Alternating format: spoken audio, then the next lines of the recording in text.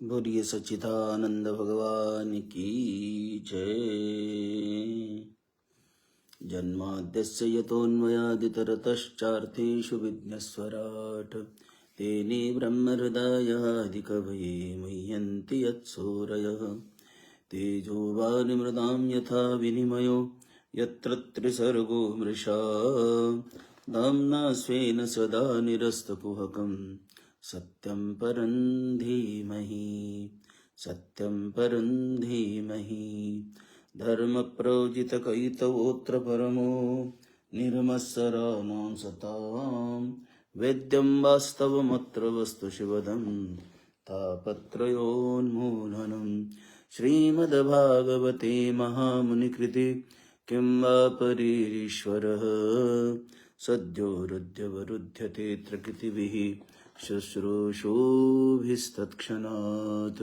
निगमकल्पतरोर्गलितं फलं शुकमुखादमृतद्रवसंयुतं पिबत भागवतं रसमालयं मुहुरहो रसिका भुवि भावुकाः। रसिका भुवि भावुकाः। हे कृष्ण करुणा सिन्धो दीनबन्धो जगत्पते गोपेश गोपिका कान्त राधा वल्लभ नमोस्तुते। राधा वल्लभ नमोस्तुते। बोलिए सच्चिदानंद भगवान की जय। सो मित्रों, कल जहाँ विश्राम लिया था हमने वहीं से प्रारंभ कर लेते हैं। तो भागवत कथा, भागवत में सुखदेव जी कथा परीक्षित तो सुनाते हैं, यहाँ शौनक आदि को सूत जी सुना रहे हैं। तो यह प्राचीन इतिहास जो सुखदेव जी प्राचीन इतिहास सुनाते हैं, वे कहते हैं कि एक ब्राह्मण जिसका नाम आत्मदेव, आत्मदेव ब्राह्मण तुंगभद्रा नदी के तट पर एक उत्तम नगर है, और उस उत्तम नगर में आत्मदेव नाम का ब्राह्मण निवास करता है। उसकी धर्मपत्नी जो है धुंधुली है, आनंद से रहते दोनों।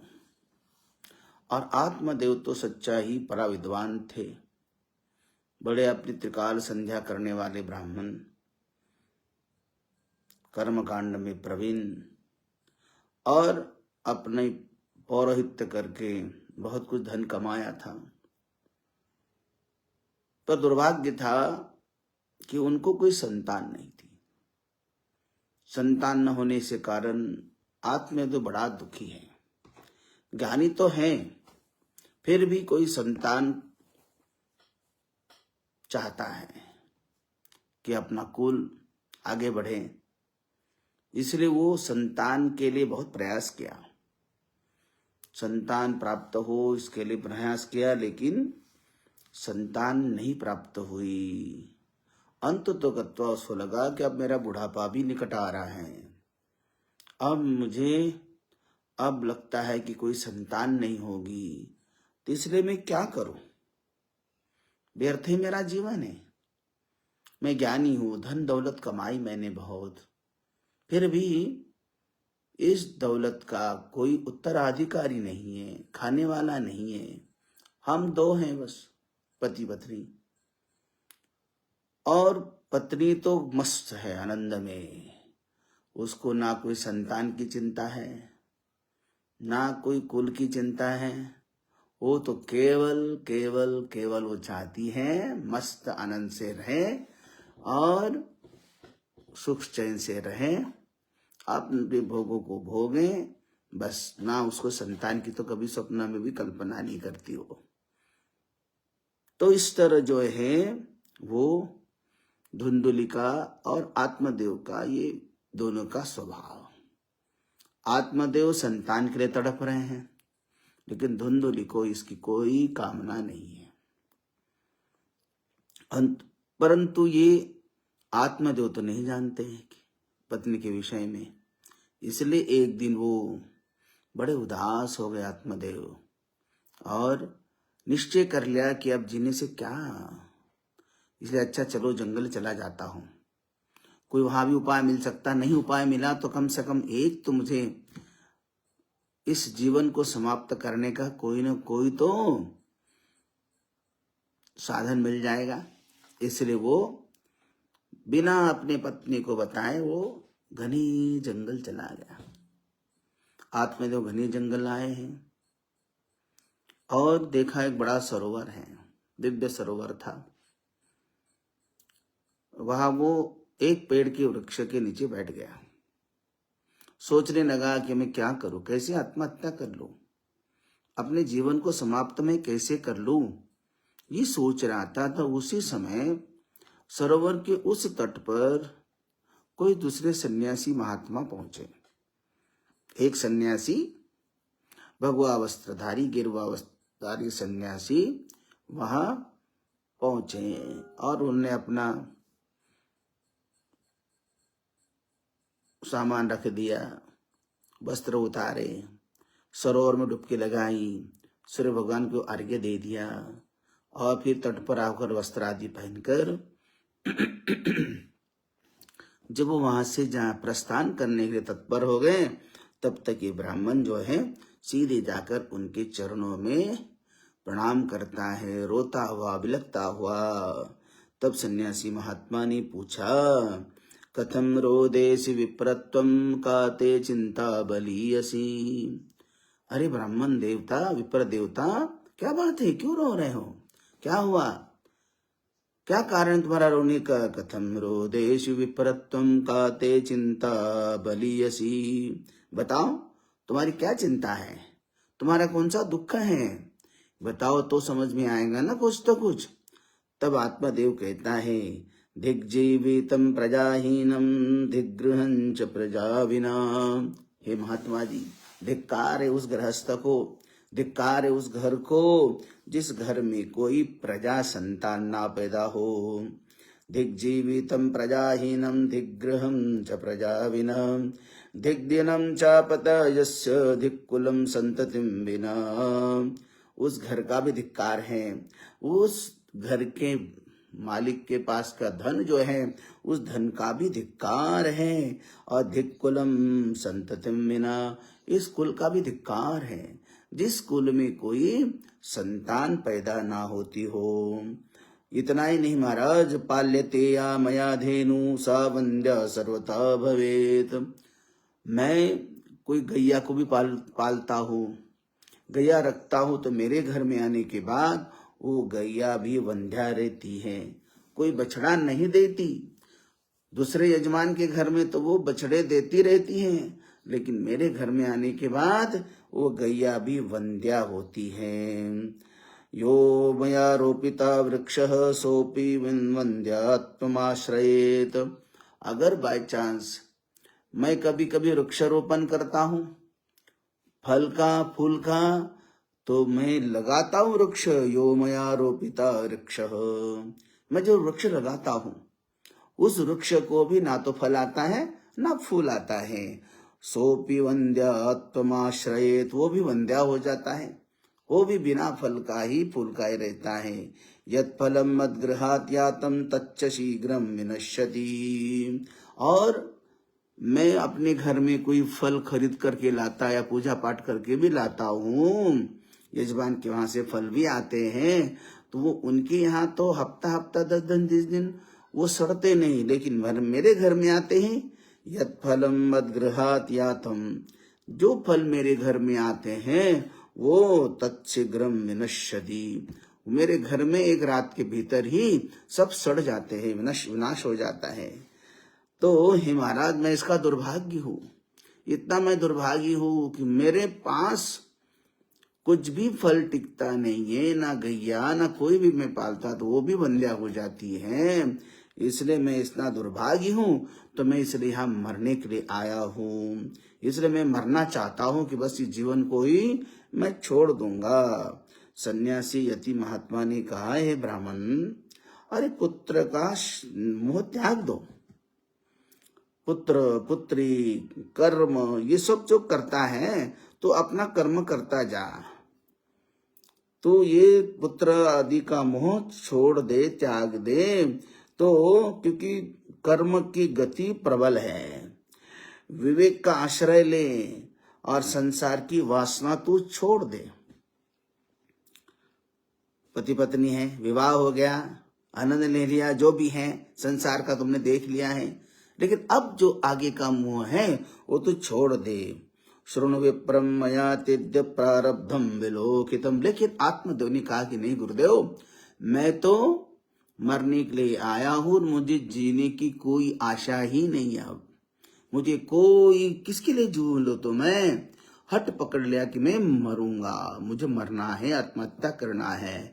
तो महात्मा ने थोड़ा उसका भाग्य टटोल करके देख लिया, रुक जा थोड़ा। तो सन्यासी महात्मा ने भाग्य टटोला, और टटोला तो महात्मा सन्यासी के ध्यान में क्या आ गया, महात्मा ने देखा कि हे भगवान, इसके तो ये जन्म में तो क्या 60 जन्म तक कोई संतान है ही नहीं है। उसके प्रारब्ध में उसके भगवा विधाता ने कोई 60 जन्म तक कोई संतान लिखी ही नहीं। शृणु विप्रम मया तेद्य प्रारब्धम विलोकितम। मैंने तो हे विप्र, हे ब्राह्मण, मैंने तेरे प्रारब्ध को टटोल करके देखा है, भविष्य को देखा है, और प्रारब्ध का पूरा देखा कि तुझे 7 जन्म, 7 जन्मावधि तव पुत्रो नैव च नैव च। 7 जन्म तुझे कोई पुत्र या पुत्री संतान तेरे जीवन में नहीं लिखी है। तो 7 जन्मावधि तव पुत्रो नैव च नैव च, तुझे कोई पुत्र नहीं होने वाला। रे मुंचाद्य कुटुंबाशाम सन्यासी सर्वदा सुखम। छोड़ दे आशा। अरे क्या है, सब इन संसार में दुख ही दुख है। जब पुत्र नहीं तब भी दुख है, पुत्र होने के बाद भी दुख है, बड़ा होने के बाद भी दुख है, उसको सुख दुख होगा, रोग व्याधि होगा तब भी दुख है। इसलिए तू जो है इस पुत्र की आशा छोड़ दे। महात्मा समझाने लगे कि इस कुटुंब की आशा तू सर्वथा त्याग दे। लेकिन आत्मदेव भी पढ़ा लिखा था, शास्त्र पढ़े लिखे थे। उसने कहता कि विवेकेन भवेत् किम मे पुत्रम देहि बलादपि। महात्मा जी, मेरा विवेक वैराग्य से क्या होने वाला है, मेरा क्या लाभ होने वाला है विवेक और वैराग्य से, ज्ञान से मेरा क्या लेना देना है इस चीज को। मुझे तो आप चाहो, मुझे बचाना चाहते हो तो मुझे पुत्रम देहि बलादपि, मुझे आप पुत्र दे दीजिए। अब आत्मदेव ने सोचा, जो महात्मा एक नहीं 7 जन्म तक मेरा प्रारब्ध दे सकता है, तो ये मेरे प्रारब्ध को भी बदल सकता है। ये महात्मा पावरफुल है, तपस्वी है, और तपस्या में हर चीज संभव है। आत्मदेव अच्छी तरह से जानता था, इसलिए उन्हें हट पकड़ लिया। बलात् क्यों न हो, मेरे प्रारब्ध को आप मिटा सकते हो, इस मेरे बैड प्रारब्ध को, मेरे इस प्रारब्ध को आप मिटा सकते हो, और मेरे प्रारब्ध में आप कुछ लिख सकते हो, मेरे पुत्र संतान लिख सकते हो। तो विवेकेन भवेत् किम मे पुत्रम देहि बलादपि, नो चेत्यजाम्यहं प्राणां स्वदग्रे शोक मूर्छितः। अगर आप पुत्र नहीं दोगे महात्मा जी, तो मैं आपके सामने ही आत्महत्या कर दूंगा। और ये आत्महत्या का पाप, एक विप्र की हत्या का पाप, एक ब्राह्मण की आत्महत्या का पाप आपको लगेगा। नो चेत्यजाम्यहं प्राणान्, अगर पुत्र नहीं देते हो तो मैं आपके सामने ही प्राण त्याग दूंगा। तदग्रे शोक मूर्छितः, और पुत्रादि सुखहीनोऽयं संन्यासः शुष्क एव हि। और आप जानते कि आप तो पुत्र दे सकते हो, आप पर पावर है, लेकिन आपको क्या पुत्र को सुख क्या होता है क्या जाने हो आप तो ज्ञान वैराग्य को जानते हैं। पुत्रादि सुखहीनोऽयं, आप तो पुत्र आदि परिवार आदि से हीन हो। संन्यास शुष्क एव हि, और आपका जीवन तो पूरा रूखा सूखा जीवन भर। सन्यासी के जीवन में क्या है, 2 वस्त्र होते हैं और 2 टाइम की भिक्षा होती है। बस इसके अलावा महात्मा के क्या है, इसलिए आपको क्या जाने हैं। जिसके जीवन में पुत्र स्त्री आदि का सुख नहीं है, ऐसा सन्यास तो सर्वथा नीरस ही है। आत्मदेव कहता है वो नीरस है, सुख तो केवल पुत्र पौत्रादि में ही है। और आप जानते हो महात्मा जी, अपुत्रस्य गतिर्नास्ति, अपुत्रस्य गतिर्नास्ति स्वर्गो नैव च नैव च, क्योंकि पुत्र ही पिता को सद्गति देता है। बोला मेरा पिंडदान भी कौन करेगा, मैं मरने के बाद मुझे मेरा पिंडदान कौन करेगा, मेरा श्राद्ध कौन करेगा। महात्मा जी ने कहा रे बाबा, पिंडदान का अर्थ कोई पिंड, कोई आटे के पिंडदान नहीं है। पिंड का अर्थ ही वस्तुतः कोई समझता ही नहीं है। वास्तव्य तो वो पिंडदान का अर्थ नहीं समझते। अरे शरीर को ही पिंड कहते हैं। हमारा शरीर ये आटे के गोले बनाकर वो पिंड नहीं है, हमारा शरीर ही एक पिंड, इसको शरीर को ही पिंड कहते हैं। और उसे ही आत्मा को अर्पण करना है, यही वास्तविक सच्चा पिंडदान है। शरीर हमारा पिंड है और इसको ही आत्मा को दान करना है। यह निश्चय करना है कि मुझे अपना जीवन ईश्वर को अर्पण करना है।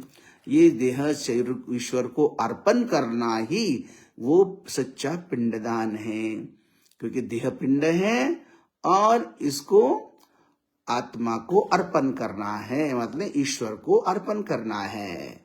तो इसलिए भगवत गीता में भी कहा है भगवान ने, भगवत गीता में भगवान ने कहा है उद्धरेदात्मात्मानं नात्मानम् अवसादयेत् आत्मैव ह्यात्मनो बन्धुः आत्मैव रिपुरात्मनः उद्धरेदात्मनात्मानं।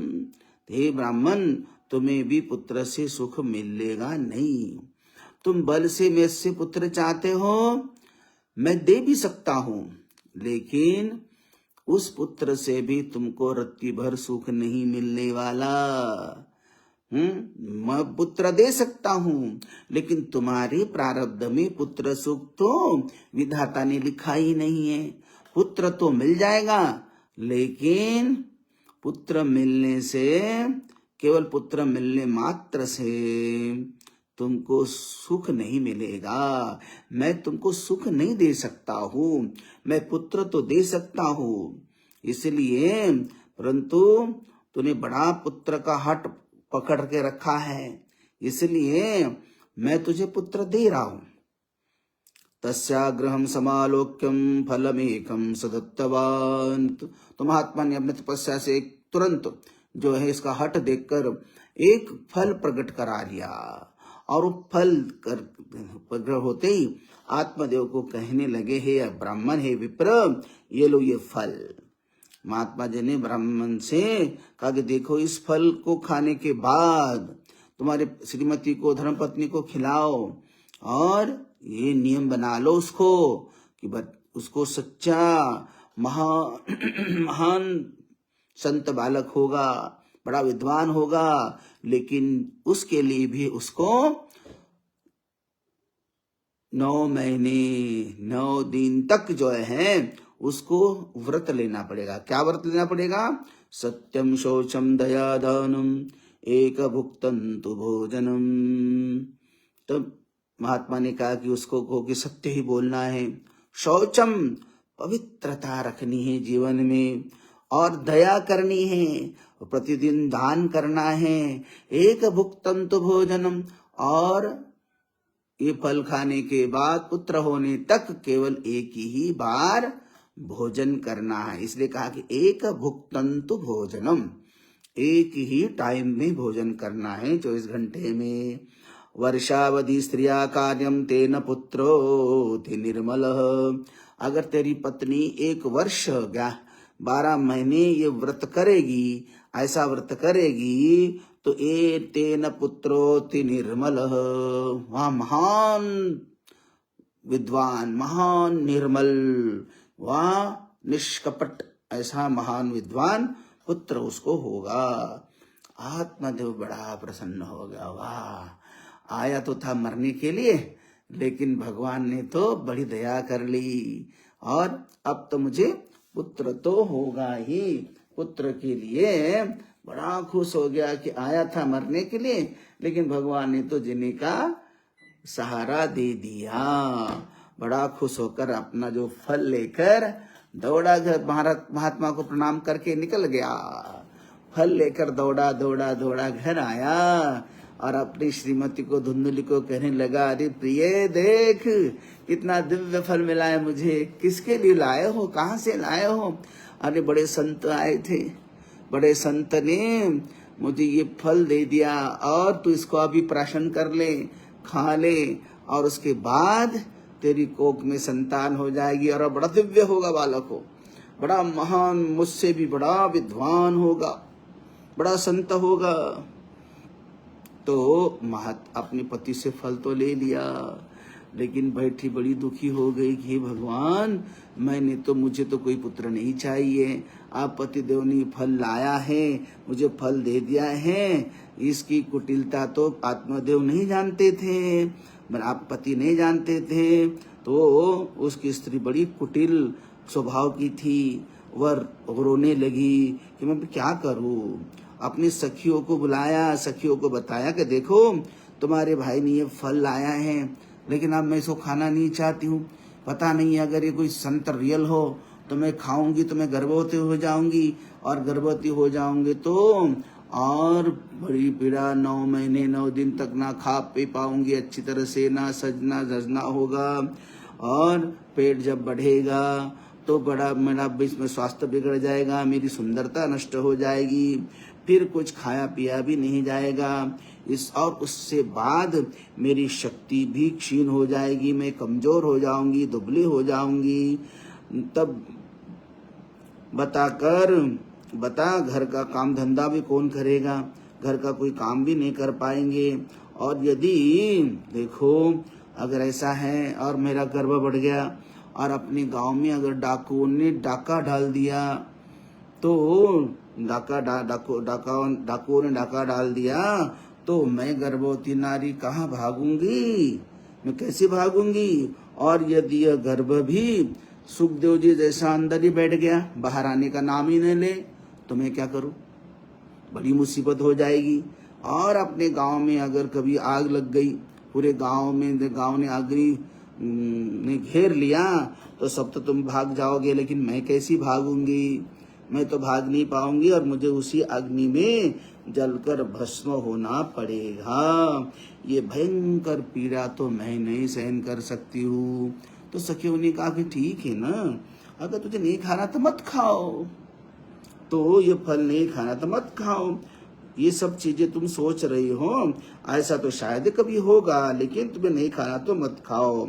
तो इस तरह जो अनेक जो हैं, तो वो कह कहकर रोती हैं, और ये भी कहती है कि बच्चे का पालन पोषण करना तो इतना सरल नहीं है, बड़ा मुश्किल है बच्चों का पालन पोषण करना, उनको खिलाना पिलाना ये सब। इसलिए तो सबसे अच्छा जीवन मेरे दृष्टि से तो वंध्या रहना ही ठीक है।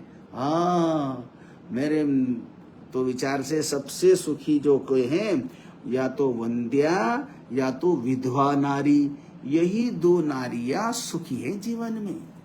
इससे ज्यादा कोई सुख नहीं हो सकता। जिनके कोई पुत्र नहीं है या जिसका पति मर चुका है, विधवा है, वही 2 नारी संसार में सुखी है। इसलिए एवं कुतर्क योगेन तत्फलम नैव भक्षितम, ऐसे अनेक धुंधुले ने कुतर्क कर लिए और वो फल खाया नहीं। आत्मदेव आए बाहर से, फल खाया, हाजी खा लिया, प्रसाद ले लिया, बड़ा सुंदर था, बातें कर ली उसने, बहुत ही स्वादिष्ट था। इस तरह झूठ बोल दिया पति को, लेकिन फल तो सुरक्षित रखा था। तो एक दिन जो है, इस धुंधुली की छोटी बहन उसके घर आई, उसने बहन को भी बताया। तो बहन ने कहा, चिंता क्यों करती, तुझे पुत्र नहीं चाहिए ना, तुझे गर्भधारण नहीं करना है ना, अब मेरी कोख में बच्चा है, बस तू केवल ये फल खाने का नाटक मात्र कर ले, और अपने पति को तो बेवकूफ बना ही सकती तू, बस गर्भवती हो गई, ऐसा तो एक्टिंग करती रहे। और मैं अपना बालक तुझे बिल्कुल किसी को भी पता न लगे, भनक न लगे, ऐसा करके तुझे तेरे पास लाके छोड़ दूंगी। और मैं दुनिया को कहूंगी कि मेरा बच्चा तो होते ही मर गया था, मरा हुआ तो उसका भी कोई पूछने वाला नहीं, मेरे वैसे कई बच्चे हैं। फिर कहा लेकिन ये फल को करूं क्या मैं? तब ये छोटी बहन कहती है, अरे तू चिंता मत कर, फलम अर्पाय धेन्वं ते त्वं परीक्षार्थं तो सांप्रतम, फलम अर्पाय धेन्वे त्वं। तुम्हारे घर में धेनु है, गाय है, तो गाय भी विधवा है, ये गाय भी वंध्या है, उसको भी कोई बछड़ा होता नहीं है, तो परीक्षार्थम तो सांप्रतम, उसको खिला दे, परीक्षा भी हो जाएगी कि महात्मा रियल था क्या अनरियल था, महात्मा सच्चे थे या ऐसे ढोंगी महात्मा थे, उनकी भी परीक्षा हो जाएगी। धुंधलुई को तो अपनी छोटी बहन की सलाह बड़ी पसंद आ गई, वाह बड़ी बुद्धिमान हो तुम। तो उसने तुरंत उस गाय को वो फल खिला दिया। महान संत का प्रसाद, दिव्य प्रसाद गैया ने बड़ा चाव से आनंद से खा लिया है। तो इधर जो है हुआ क्या फिर, अतकालीन सा नारी प्रसूता बालकम तदा, तो इसने एक्टिंग कर ली, 9 महीने अपने पति को बेवकूफ बना दिया और बिल्कुल एक्टिंग कर ली, गर्भ बढ़ता बढ़ता गया, अभी 9 महीने पूरे हो गए, 9 दिन पूरे हो गए। और उसके बाद जो है छोटी बहन ने चुपचाप, किसी को भी कुछ भनक न लगे ऐसा करके वो स्वयं बालक को जन्म देकर उसने अपनी बड़ी बहन के पास चुपचाप ये शैया पर छोड़ दिया। अतकालेन सा नारी प्रसूता बालकं तदा आनीय वाजनको बालम रहस्ये धुंधुली तदो। धुंधुल ने अपने पति से कहा कि देखो देखो जी, कितना सुंदर बालक हुआ है, लेकिन दुर्भाग्य देखो ना, अभी हुआ बालक 1 घंटा हुआ, फिर भी मेरे स्तनों में कोई दूध नहीं है।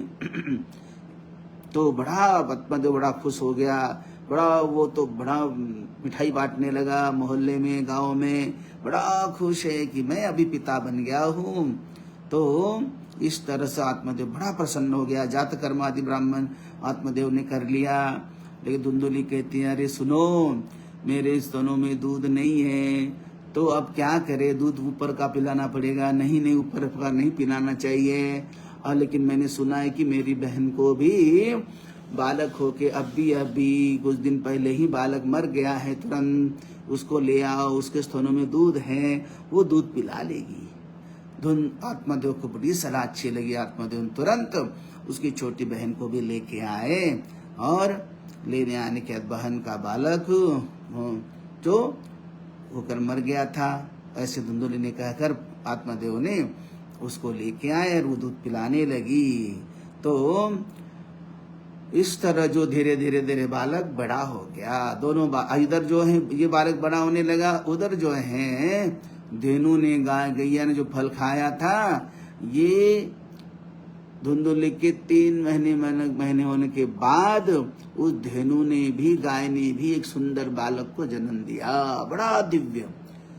लेकिन इंसान का पूरे कान केवल गैया जैसे थे, पूरा शरीर बड़ा सोने जैसा कांचन था।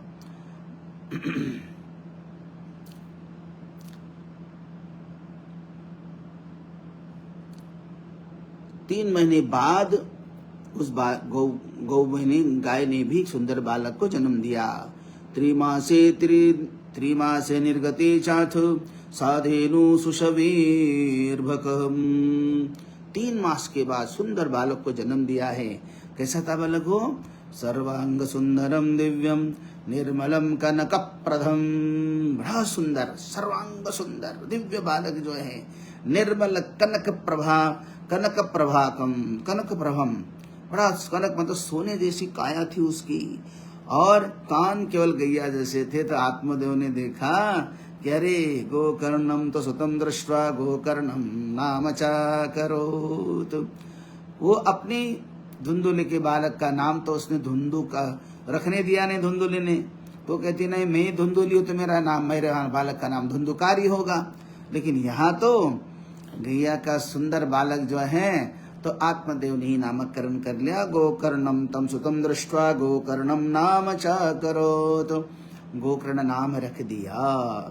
गोकर्ण पंडितो ज्ञानी धुंधुकारी महाखल। अब दोनों बालक जो है धीरे धीरे बड़े होते जा रहे हैं और बचपन में लक्षण दिखने लगे कि गोकर्ण तो बड़ा पंडित, बड़ा ज्ञानी नजर आने लगा, और धुंधुकारी जो है बड़ा महाखल जो है, दुष्परिग्रह करता च शवस्तेन भोजनम। बोलो सच्चिदानंद भगवान की जय। तो जो है धुंधुकारी और गोकर्ण तो महाज्ञानी महापंडित बनता जा रहा है, और धुंधुकारी जो है महाखल होता जा रहा है। तो इस तरह जो है ये गोकर्ण और धुंधुकारी का चरित्र जो है शेष चर्चा हम कल के सत्र में करेंगे, कल दोपहर को देखेंगे। बोलो सच्चिदानंद भगवान की जय, बाकी बिहारी लाल की जय। ओम पूर्णमद पूर्णमिदं पूर्णात् पूर्णमुदच्यते पूर्णस्य पूर्णमादाय पूर्णमेवावशिष्यते। ओम शांति शांति शांति। हरि ओम। श्री गुरुभ्यो नमः। हरि ओम।